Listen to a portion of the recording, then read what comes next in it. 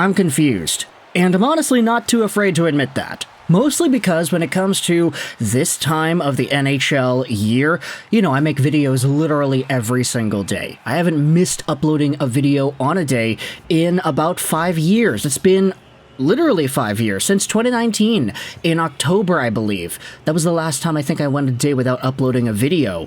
But this is always like the weirdest time of the year because we're getting out of the groove of off-season topics and slowly trying to trickle back in regular game action and game updates.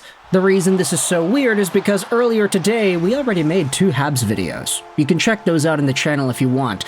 We're responding to an idea talking about how Cole Caulfield and Nick Suzuki are overpaid, and we're also talking about the projected first overall pick in the 2025 draft, James Hagens, and how he would like to play for Montreal. Those 2 videos are on the channel, just go to the videos page. But the reason I'm confused is because now we're gonna have to start balancing out videos that we make about teams and actual game action, because shortly after we had uploaded those 2 videos, the Montreal Canadiens prospects ended up playing against the Toronto Maple Leafs prospects. And if you're a Habs fan, the result wasn't the best. 4-3 Toronto win in the shootout. But Habs fans are absolutely ecstatic over what we had just witnessed. Not because seeing the team lose 4-3 in a shootout is a good thing, not necessarily, but because when it comes to the one guy that people were expecting to take over this game, man oh man did he take over this freaking game. Lane Hutson, everybody, is electric. He is so good. And honestly, it kind of makes up for some of the other guys because, admittedly, just going through the tape, watching a lot of these clips in the offensive zone, I was kind of in and out, so I didn't really focus all of my attention on the game, but I did have it on, and I saw all the clips. Everybody's posting all the clips on social media.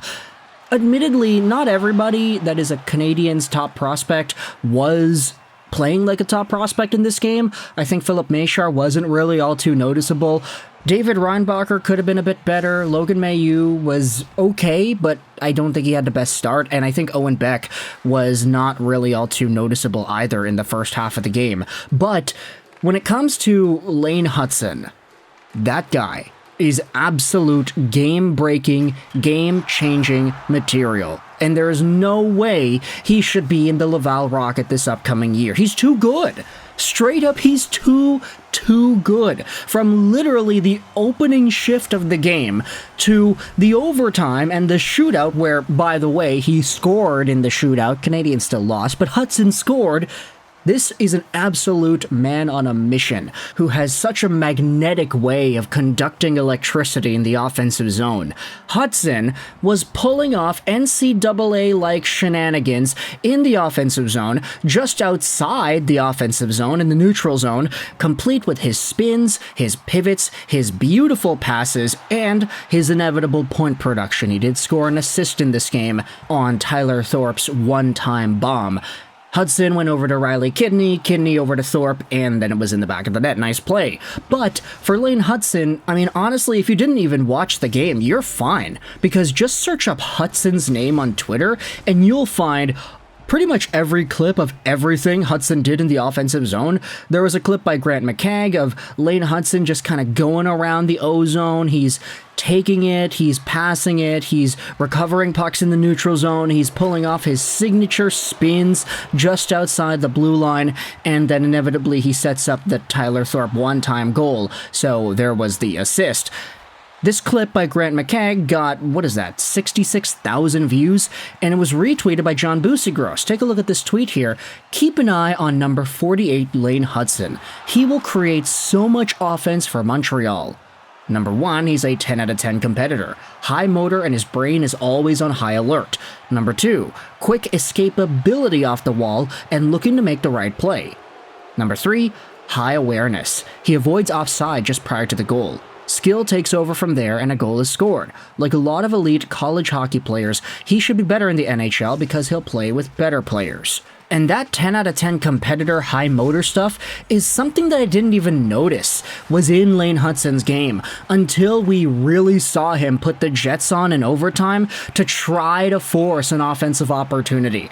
Hutson in overtime was able to chip the puck into the Toronto zone, and he was chasing down after it like crazy, but the Toronto guy was also there, almost chasing it down too. Eventually, Hutson is able to get to the puck first. He drops it back for his teammate, and then the play unfortunately doesn't progress into a goal, but Lane Hutson was there, and he had the shot opportunity at the end of the play.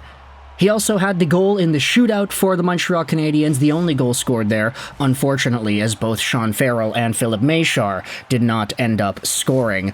But Lane Hutson dangles, he kind of holds up, Patty Kane style, at the hash marks, and then just fires it by the goaltender. This is a guy who deserves to be in the pros, and I don't really know if there should be any doubt at this point. Sure, it's one game. It's one prospects game against the Maple Leafs prospects, but when you consider prospects and their development and whom it is that you're watching out there on the ice, some of these guys were drafted as recently as like 4 months ago. And Lane Hutson was completely outshining most of them. And of course, the result doesn't matter. Like, they lost, I get it, but you think about some of the other factors there.